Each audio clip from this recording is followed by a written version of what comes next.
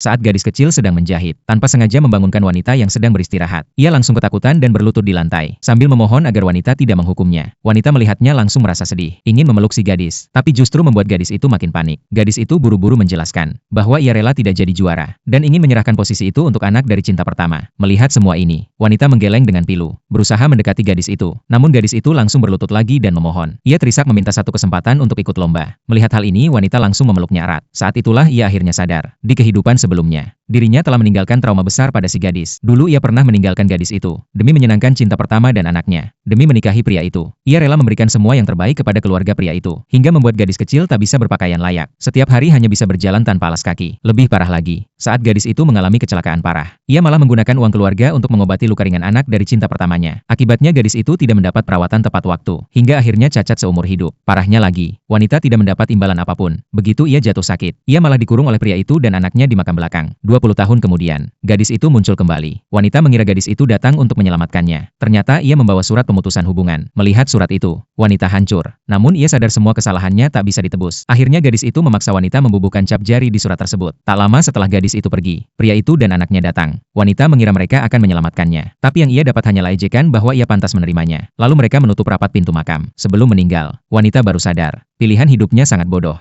Ia bersumpah jika bisa hidup kembali, tak akan lagi menjadi ibu tiri siapapun. Mungkin karena tekadnya, ia pun kembali ke 20 tahun yang lalu. Melihat gadis kecil penuh luka dan ketakutan, ia bersumpah akan melindunginya dengan baik. Kemudian ia langsung pergi ke toko kain, berniat membeli bahan terbaik untuk membuat gaun lomba tari gadis itu. Pemilik toko melihat wanita begitu royal, mengira ia membelikan untuk anak dari cinta pertama. Mendengar ini, wanita baru sadar bahwa keberpihakannya dulu sudah jadi bahan gunjingan warga. Saat ia hendak pulang, ia merasa berat kain yang dibeli tidak sesuai, lalu kembali untuk menegur pemilik toko. Namun si pemilik tidak mengaku. Wanita langsung mengambil pisau besar dari lapak daging dan menodongkannya ke leher si pemilik. Melihat wanita yang biasanya lembut berubah galak, pemilik toko pun ketakutan dan akhirnya memberikan kekurangan kainnya. Setelah wanita pergi, pemilik toko bergosip, mengira wanita membeli kain itu untuk anak dari cinta pertama. Tetangga-tetangga yang melihat juga berpikir sama. Lalu mereka langsung memberitahu keluarga cinta pertama. Keluarga itu tidak berniat menikahi wanita. Mereka hanya ingin menikmati kebaikan dan pengorbanannya. Tak mereka sangka, kali ini mereka akan kecewa. Saat wanita pulang, ia langsung mengenakan gaun merah buatan sendiri kepada gadis itu. Baru saat itulah ia sadar, gadis itu hanya memakai sandal rumput buatan tangan, hingga jari kakinya penuh luka. Wanita langsung menangis dan menyalahkan diri sendiri. Ia pun bertekad membeli sepatu ternyaman untuk si gadis. Namun saat ia pergi ke kota, kabar tentang pembelian kain menyebar. Karena tak kunjung mendapat sepatu, ibu dari cinta pertama langsung datang ke rumah wanita. Melihat gadis itu mengenakan gaun merah, ibu dari cinta pertama langsung mengira itu milik anaknya. Ia kemudian menjambat telinga gadis itu, memaksanya melepas gaun tersebut. Karena gadis kecil tak mau melepasnya, ibu itu langsung menamparnya hingga jatuh dan berusaha menarik paksa gaunnya. Saat itu, wanita sedang memilih sepatu terbaik di kota, berniat memberi kejutan kepada si gadis. Tanpa tahu apa yang sedang terjadi, ibu dari cinta pertama masih berusaha melepas gaun itu. Tetangga yang mendengar keributan